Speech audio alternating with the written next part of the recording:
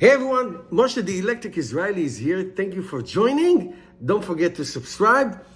Today is October 1st, 2025, and it's of course a big day for Tesla. Finally, the third quarter is finished, and everybody's anticipating the sales of Tesla, which are probably going to come out tomorrow morning, October the 2nd, before the market is open. The speculation are vast, from 430,000 cars to 508 from what I saw. But we'll see what happens. Obviously, there was a huge rush for Tesla to deliver as many cars as possible, because it was the ending of the tax incentive, the federal tax incentive, 7,500. And literally at the last few hours, like maybe 10, 12 hours, I was following yesterday, Tesla introduced the Tesla Model Y Performance in the United States, and if you reserved it, you could have gotten the 7,500, which brought down the price to about $50,000. Now it's over 57,000. So that was so interesting. So I'm going to go over especially the performance, and I'm going to tell you if I think you should buy this version. But let me go first to some other Tesla news, that just a few points that took place in the last few days. I'm telling you, October is going to be big, and I'm going to get to it in a minute. Okay, so obviously Tesla introduced the V4 chargers, the 500 kilowatt chargers that can now support the Cybertruck. The Cybertruck is the only one that has the 800 volt architecture that can support the 500 kilowatt, which is a half megawatt of charge. Now there are other cars like GM cars and Hyundai cars that have this architecture, and they can enjoy that. So the charge curve is very interesting. There is no Tesla car today, except for the Cybertruck, who has that architecture. Now, what's the most interesting thing, the most beautiful thing about these chargers is that the V4 exists. There are many V4 chargers in the United States. I use them all the time. It's really the cabinet that needs to be replaced. It's not you have to destroy all the superchargers and rebuild it. It's really the cabinet that has all those trays, and that is fantastic. Hopefully it will come up, and hopefully one day Tesla will have 800 volt in their lineup other than the Cybertruck, because it really will help somebody like me who take long trips in a Tesla at least twice a year. And long, I mean 500 miles and above, all the way up to 6,000 miles trips. Now, obviously, we are anticipating in October the Tesla Model Y cheaper version, and code name E41. Who knows? We talked about it in many videos. No glass roof. Ventilation that is manual, very simple cabin, cloth seats, no screen in the back, on and on. Interesting will be what will be the price, what will be the delivery time. Will FSD be included? Not included in the price, but will it be included? Will it be an option? I am sure that it will be, and other features like heated seats, ventilated seats, like I said, cloth seats and all that. But the price is the most important part that is going to be interesting. Now, let's go to the Tesla performance that was introduced literally yesterday. I'll give you some specs, and then I'm going to tell you if I think you should buy it, okay? Because I have a 2021 Tesla Model Y, and I have a 2026 Tesla Model Y Juniper that I got in April, okay? The long range, the launch model with everything in it. I freaking love that car. All right, here's some specs for the performance. Okay, so 0 to 60, 3.3 seconds, which was 0.2 of a second faster than the older version. The range is 308 miles, which is a little bit better than the previous one. I would say maybe 5 to 7 miles better than the previous model. All right, more range is really thanks to high density battery cells and increased charge capacity, and of course aerodynamic. It's all about aerodynamics. Top speed 155 miles an hour, carbon fiber decor. Now 16-inch touchscreen, QHD touchscreen in the front, which is bigger than the non-performance one, 15.4. It used to be 15, grew to 15.4, now it's 16, but only in this variant. First row sports seat with power recline, power tilt, heating, ventilation, and thigh support. That's nice. I like that. Just like in the Model YL. Okay, adaptive suspension and unique drive modes, footwell, the door pocket, ambient lighting, 8 exterior cameras, just like all the other ones, one in the front, a new front and rear fascia, carbon spoiler, and better aerodynamics. We said that staggered wheel plus tire fitment provides better grip and steering. High performance brake, I love those. Those are interesting. Enhanced pedal feel and improved heat management.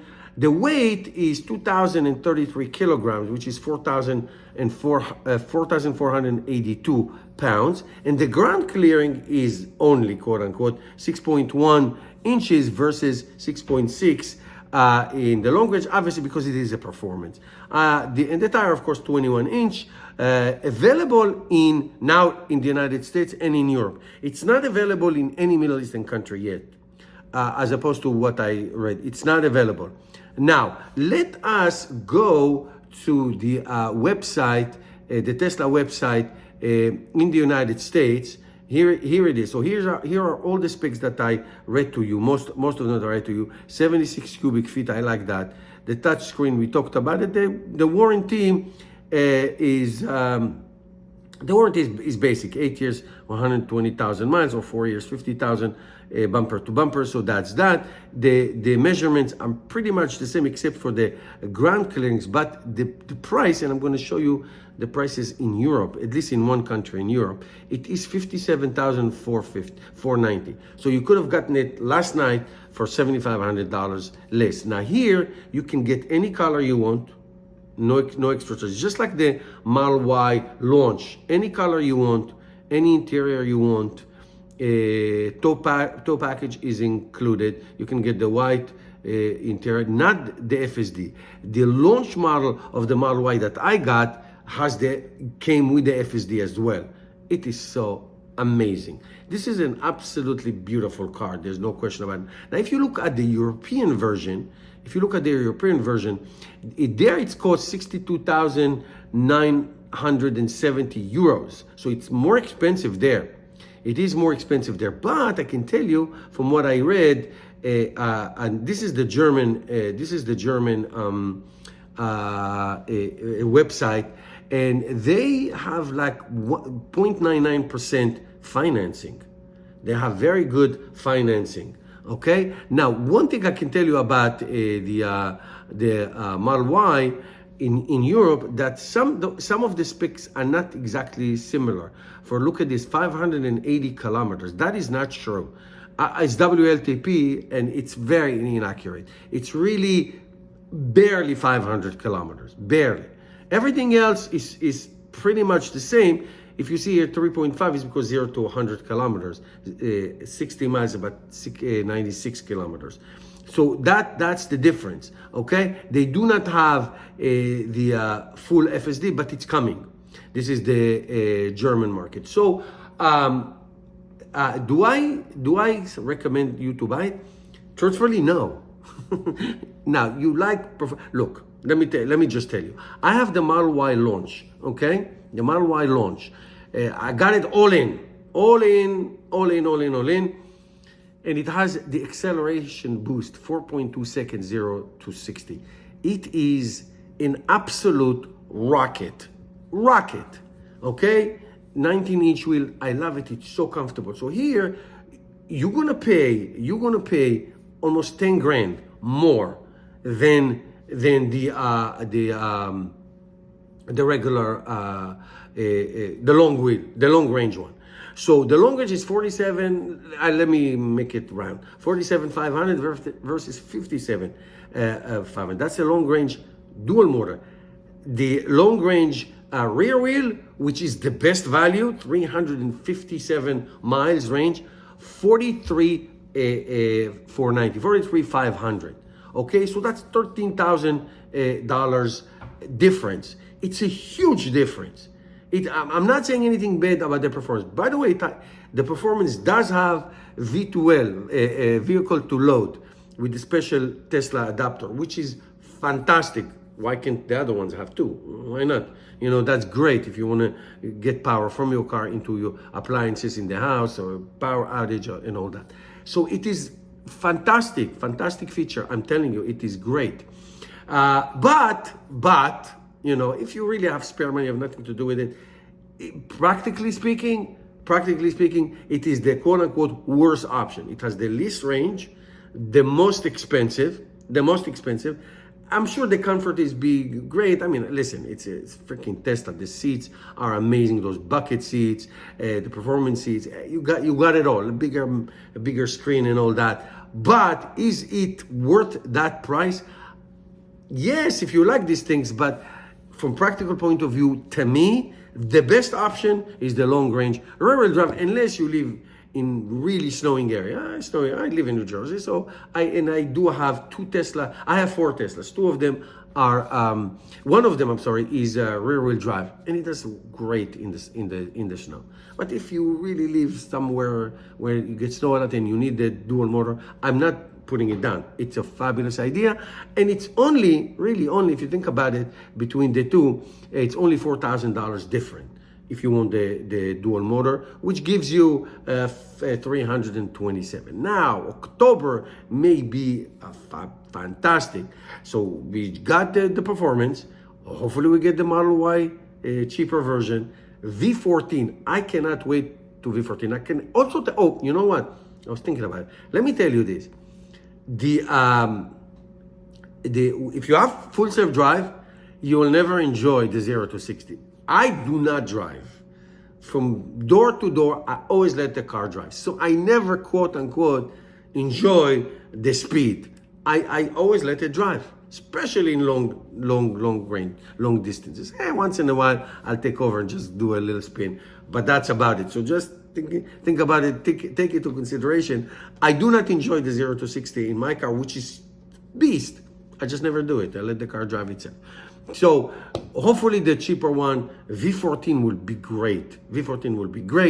And will it be a Model 3? I don't know. Model 3 cheaper one? I have no idea.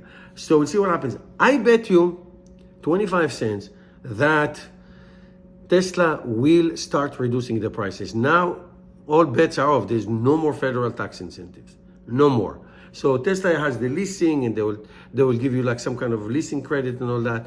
But as the time goes by, Tesla will start reducing prices, maybe better a percentage for financing and all that stuff.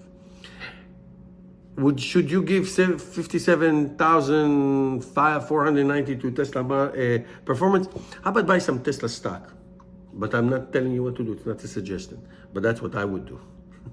Thank you, guys.